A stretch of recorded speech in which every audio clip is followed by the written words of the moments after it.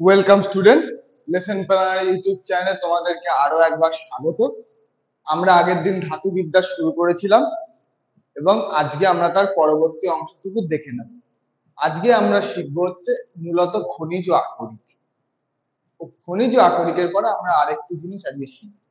ভিডিওটা আজকে খুবই ছোট হবে, অল্প একটু পড়বো, অল্প একটু জানবো এবং ভালো করে বুঝবো।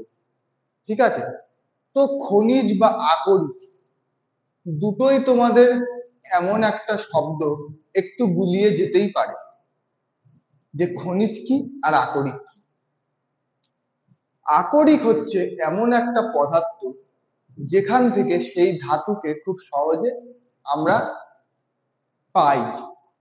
একটা আকরিককে যদি আমরা শুদ্ধ করি বা বিশুদ্ধ অবস্থায় পরিণত করি তাহলে আমরা একটা ধাতু পাই। যে ধাতুটা পাবো সেই আকরিকটাকে সেই ধাতুরই আকরিক বলে থাকবো। এটা হচ্ছে আকরিক। কিন্তু খনিজ পদার্থ কিন্তু পুরোটাই আলাদা। পৃথিবী পৃষ্ঠের উপরে বা পৃথিবীর ভূগর্ভে যেটা আমাদের ধাতব যৌগ বিশিষ্ট যে পদার্থই পাওয়া যাক না কেন সেটাকে আমরা খনিজ বলি। পেট্রোলিয়ামও যেমন খনিজ, কয়লাও তেমন খনিজ, কিন্তু এরা কেউ কিন্তু কোনো কিছু আকরিক নয়। ঠিক আছে? ঠিক আকরিকের ক্ষেত্রে ধাতুটাই মূলত নিষ্কাশন করা হয়। যে আকরিকটাকে আমরা পরিশোধন করলে আমরা যে কোনো একটা ধাতু পাবো সেটাকেই আমরা বলবো সেই ধাতুর আকরিক।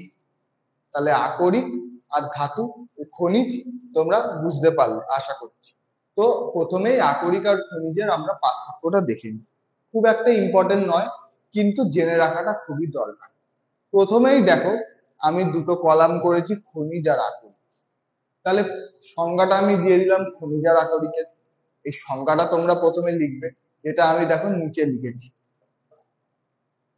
এই নিচে লিখেছি সংজ্ঞাটা তোমরা লিখলে, লেখার পরে তোমরা লিখবে যে খনিজ থেকে ধাতু নিষ্কাশন করা যায় না, কিন্তু আকরিক থেকে ধাতু নিষ্কাশন করা যায়।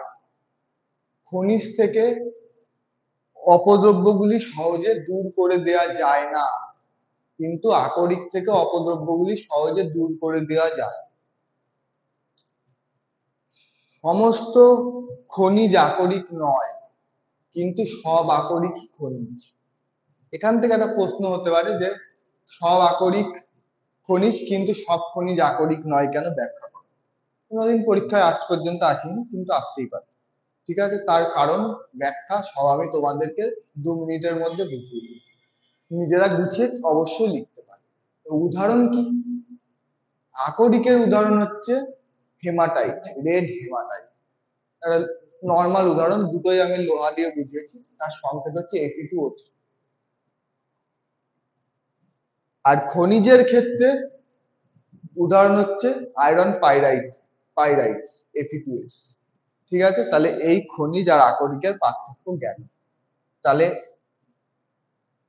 এটাকে 1 নম্বর দেব, এটাকে 2 নম্বর দেব, এটাকে 3 নম্বর দেব, এটাকে 4 নম্বর দেব, আর এই উদাহরণটা আমরা 5 নম্বর দিয়ে এক্সাম্পল হিসাবে লিখব। ঠিক এই উদাহরণটা আমরা এক্সাম্পল দিয়ে 5 নম্বর হিসাবে লিখব।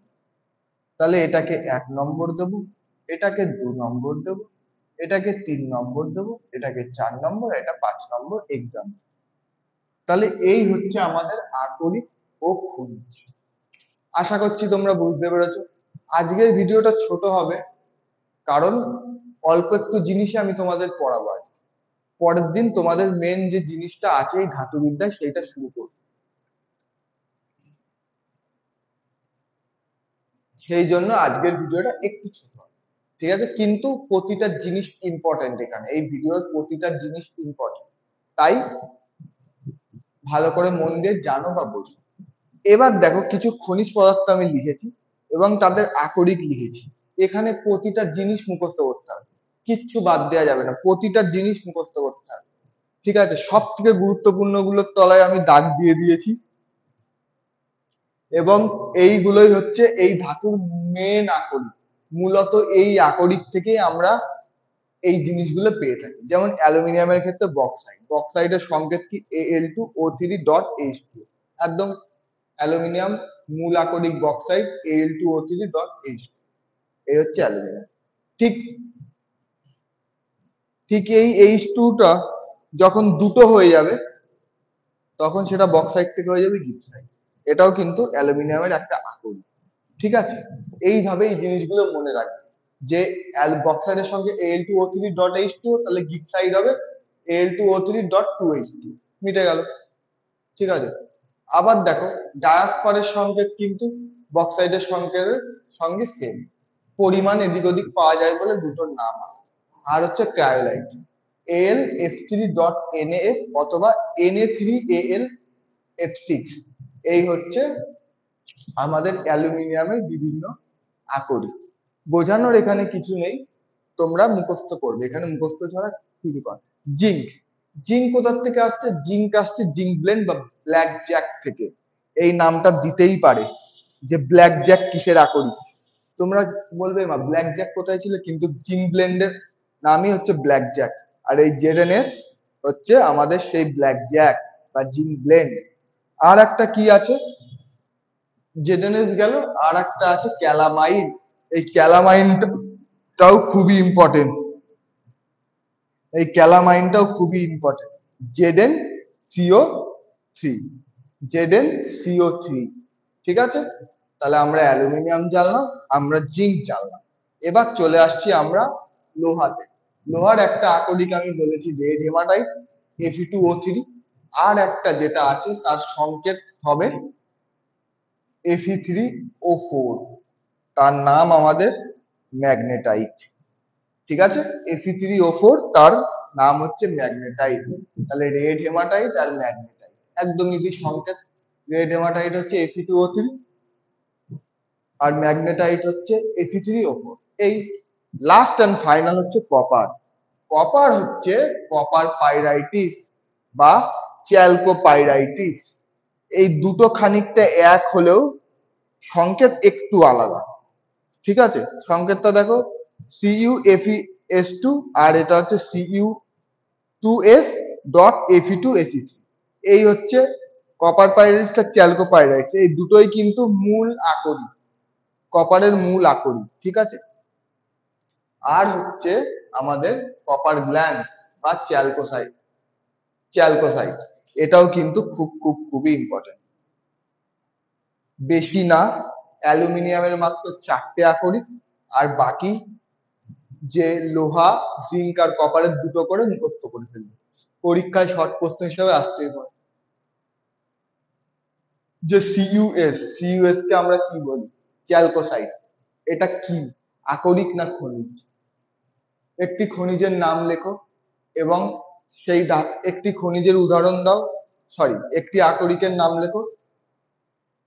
পরীক্ষা হয়তো এরকম প্রশ্ন, একটু ধাতু নির্বাচন করো, তার একটি আকরিকের নাম লেখো এবং সংকেত লেখো। কিংবা এরকম বললো যে কপারের একটি আকরিকের সংকেত সহ নাম লেখো, 2 নাম্বার। এইটুকু লিখলে 2 নাম্বার বা 1 নাম্বার দিয়ে দিল। ঠিক আছে, তারপর জিঙ্কের একটি লেখো। এবার এর সাথে আবার যুক্ত করে দিতে পারে যে জিঙ্কের প্রধান আকরিকটির নাম ও সংকেত লেখো। তখন তোমাদের জেডএনএস লিখতে হবে জিঙ্ক ব্লেন্ড বা ব্ল্যাক জ্যাক। এইগুলো মুখস্থ রাখতে হবে। তো আশা করছি তোমরা এখানে বুঝতে পেরেছো, বোঝানোর এখানে কিছু নেই, পুরোটাই মুখস্থ। একটা স্ক্রিনশট নিয়ে নাও, তারপরে আমি বাকি আজকে যে আরেকটু পড়াবো সেটা আমরা পড়াবো। একটা স্ক্রিনশট নিয়ে নাও।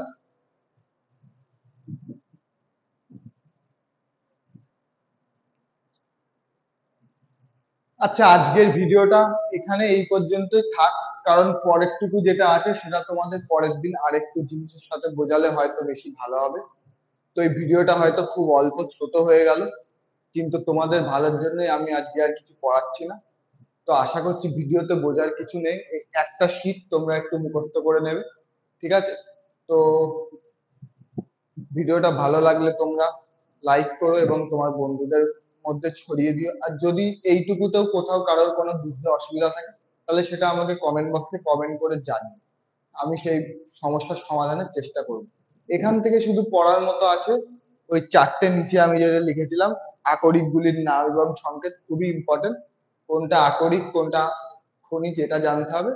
আর সব আকরিক খনিজ, কিন্তু সব খনিজ আকরিক নয়, এইটা এই লাইনটা মনে রাখতে হবে এবং ব্যাখ্যাটা যাতে গুছিয়ে লিখতে পারো সেইটা একবার দেখে নিতে হবে। ঠিক আছে, তো আজ এই পর্যন্তই, দেখা হচ্ছে পরের ভিডিওতে। তো থ্যাংক ইউ।